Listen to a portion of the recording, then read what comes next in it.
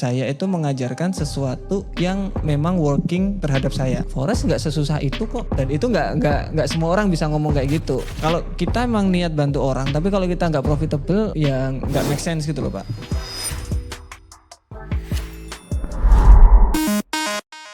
Apa kabar Pak? Dari mana? Dengan siapa?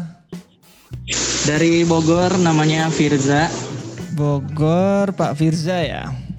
Sehari-hari Pak Firza? Sehari-hari kerja ya, kerja sebagai host live parfum. Oke, udah trading berapa lama? Kemudian biasanya pakai apa dan lain-lain? Coba ceritain dulu. Kalau trading sih apa ya? Kalau trading sih jadi fokus, sebulan fokus, terus nggak fokus lagi, terus fokus lagi, cari-cari metode, nggak fokus lagi. Masuk setra, keluar lagi, masuk lagi. biasa kayak gitu. Oke, untuk profitable-nya gimana? Lagi backtest ya. Okay. Kenapa? Profitable-nya gimana? Udah profit atau masih mencari? Oh, belum. Okay, masih mencari profit nih. Oke, MC berapa kali? Udah pernah MC atau sering? Oke. Jadi mungkin kalau psikologi sih awal-awal nggak MC udah pasti ya, udah pernah gitu, dari ya kecil-kecil lah kayak 500.000, terus naik lagi 2 juta, 3 juta gitu. Oke. Terus akhirnya kan sadar kalau money management itu penting gitu, ngeliat video Mas Tama yang trading pakai koin doang, tapi kalau RR-nya 2:1, oke gitu. Akhirnya pakai resiko kecil banget, 0,25% lah. Tapi karena pakai resiko kecil, saya tradingnya jadi nggak serius gitu. Jadi kayak kayak semi judi lah, kayak biarin aja lah, hilang juga kok kecil doang ini. Oke. Tapi hasilnya bagus apa enggak Pak? Hasilnya profit apa enggak kayak gitu? 0,25 Nah, gitu. Hasilnya enggak profit sih. Oh, tetap enggak profit? Iya. Kayak semakin dikecilin semakin dikecilin kualitas lotnya atau resikonya, jadi nggak serius saya. Jadi malas belajar trading lagi jadinya. Jadi fokus kerja aja sekarang. Oh, mungkin gara-gara keuntungannya sangat kecil gitu ya, maksudnya ya? Iya, benar. Terus sekarang juga lagi backtest momentum candle sih. Untuk probabilitasnya, backtestnya dari ini kan TradingView kan cuma batasnya 5.000 bar ya? Iya, benar. Di F5. Nah itu baru setengah doang sih, nyampe tanggal 26 April doang. Hasilnya? Entry-nya itu di 0, TP-nya di 0,27, SL-nya di ekor paling bawah. Jadi RR-nya RR minus gitu. Oh, oke. Tapi untuk hasilnya gimana berarti? Hasilnya konsekutif profitnya bisa sampai 7 kali, konsekutif loss-nya 4 kali. Terus yang di sesi New York itu, bentar saya lihat dulu ya datanya. Boleh. Jadi saya ada New York. Kalau New York itu dari jam 19 sampai jam 24 itu SL-nya 16, TP-nya 42. Oh, oke. Win rate-nya 70%.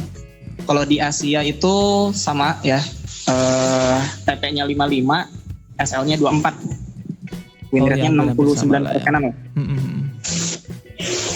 Nah, dan itu masih masalah, soalnya kan kalau kita entry di 0 itu resiko risk to rewardnya 0,27, jadi kita butuh 3,7 kali menang buat nutupin 1 SL gitu. Benar. Dan itu saya juga masih bingung, kayak di sekolah trading ada notifikasi momentum candle, di saya nggak ada. Dan kadang di saya ada notifikasi momentum candle, di sekolah trading nggak ada gitu. Saya mau nanya, settingannya apa sebenarnya? Settingan momentum candle-nya berapa pips sebenarnya? Kalau di saya kan ini kan momentum candle M5 itu 35 pip. Oh, terlalu kecil kita. Ya. Kita 60 biasanya, Pak. Oh, 60. M5-nya 60 ya? Biasanya M5-nya 60. Sekarang agak lumayan soalnya. Nggak bisa 30. 30 itu terlalu pendek. Range daily-nya terlalu panjang ya? Iya, sekarang untuk XAU. Ini aja untuk barusan, momentum barusan ini yang kita entry lumayan banyak tadi. Iya. Itu di 268 pip. Barusan kita di 268. Jadi kalau 30 M15 M5 juga segitu perasaan tadi. masuk benar. Oke. M5 sekitaran segitu kok. Iya benar 228. M5 itu. Jadi kalau 30 kelihatannya terlalu kecil. Naikin jadi di 60. Entry-nya bakalan lebih gede di ini win rate karena lebih terkurasi nanti. Oke, siap.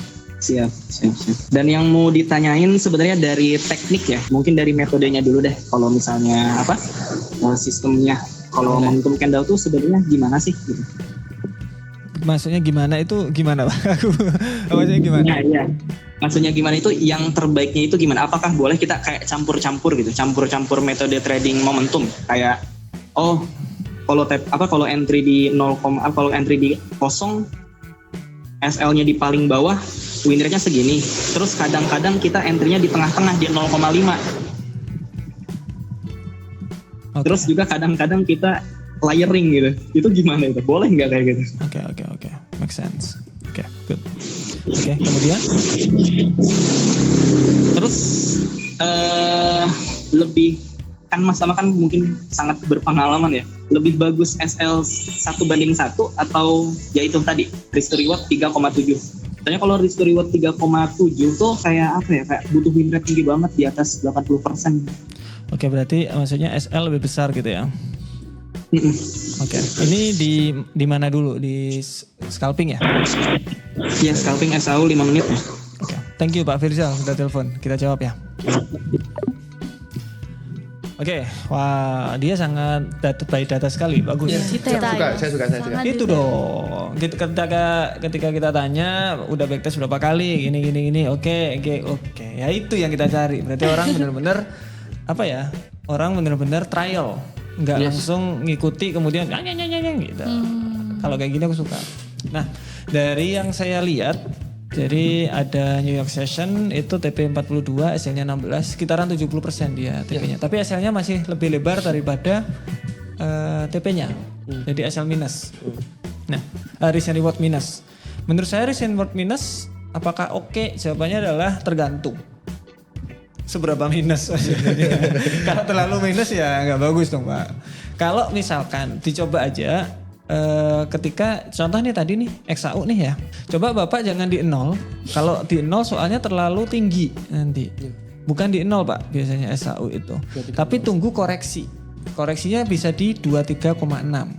Nah ini sudah kita bikinkan paten. Jadi kenapa kok saya selalu bikin semuanya itu paten biar gampang dieksekusi aja sama teman-teman.